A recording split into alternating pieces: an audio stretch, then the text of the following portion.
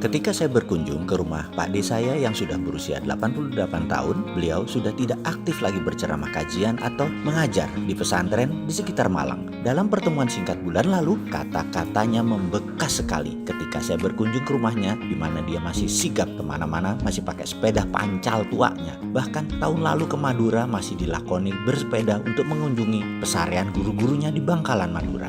Apa nasihatnya kemarin?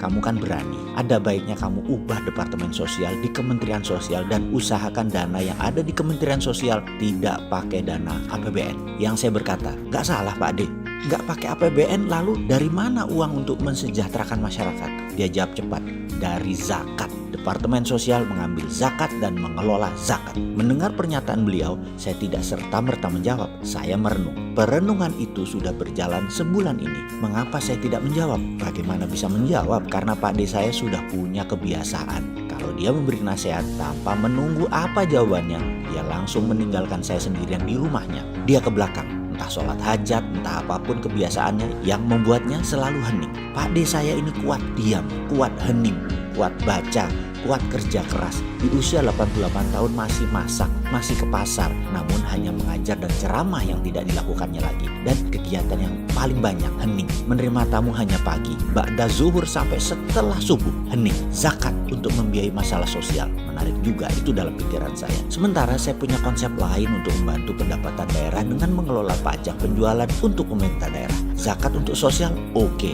Untuk pendapatan pemerintah daerah saya ada usulan juga, meniru Tiongkok. Sekali lagi, niru itu oke. Yang nggak oke itu ikuti maunya Tiongkok. Bener deh, berbicara tentang pajak, salah satu negara yang memiliki sistem pajak yang baik adalah Tiongkok, di mana pembayar pajak bisa mendapatkan bonus hingga miliaran rupiah. Benar, bahkan puluhan kali dari pajak yang mereka setorkan. Hampir setiap bulan ada undian pajak, dan setiap tahun ada undian nasional mengenai pajak ini yang berhadiah miliaran yang dibagikan massal kepada pembayar pajak. Sebuah strategi yang aneh, yaitu pajak diundikan. Ilustrasinya begini. Suatu hari di tahun 2010 kami mengunjungi Cina untuk melihat pabrik Baosteel. Setelah banyak membandingkan dengan produsen lain, kami akhirnya melakukan deal bisnis dengan Baosteel ini untuk seamless high pressure pipe. Di sana saya beberapa kali naik taksi di daerah Pudong, Shanghai, Cina, dan ada hal yang menarik ketika membayar ongkos taksi tersebut, yaitu keluar dua struk pembayaran.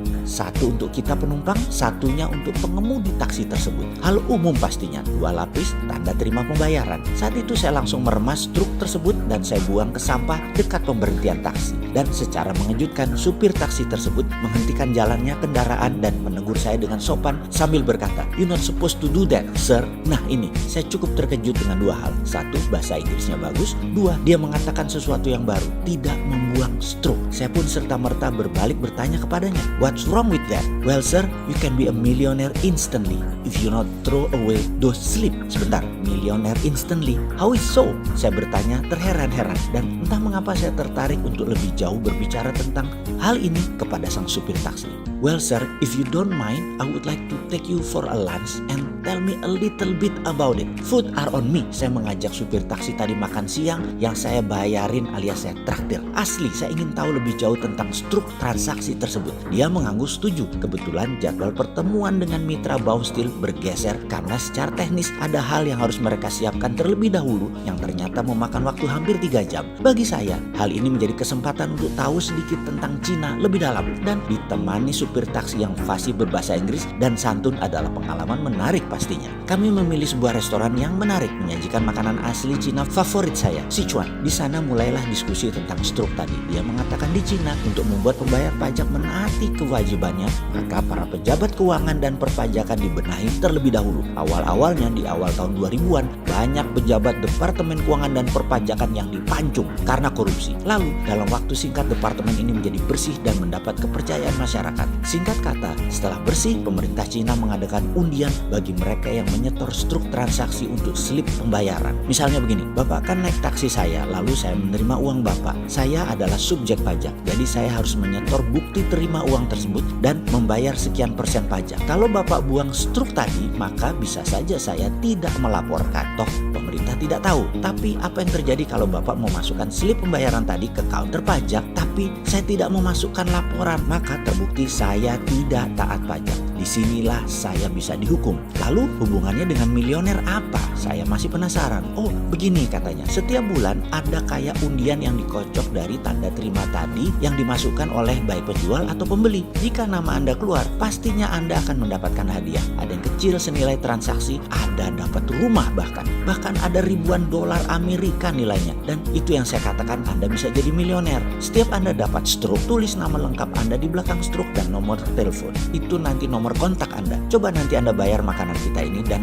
Anda tidak ambil stroke-nya. Pasti pelayan pada berebutan dan bertanya kepada Anda, apakah stroke ini diperlukan atau tidak. Kalau Anda mengatakan tidak, maka dia pasti ambil dan dia masukkan ke loket pajak atas nama dan nomor kontak dia, sehingga kemungkinan dia yang bisa mendapatkan hadiah pajak. Di sini kepala saya membayangkan hal yang terjadi di Indonesia. Misalnya lagi makan di restoran, lalu bilnya mengatakan Rp150.000, ditambah 10% pajak jadi Rp165.000.